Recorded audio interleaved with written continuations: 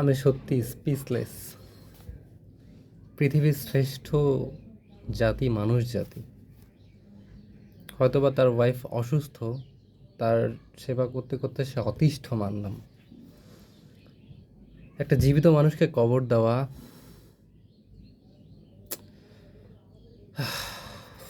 এর থেকে কষ্টদায়ক আর কি হইতে পারে? একটা মানুষ যেখানে বেঁচে থেকেও মারা গেছে,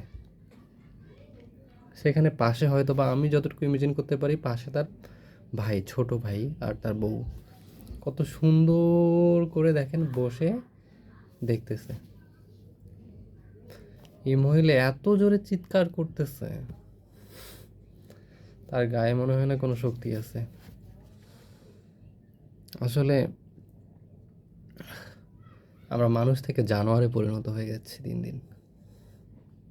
আল্লাহ তাআলা সবাইকে বোঝার তৌফিক দান করুক।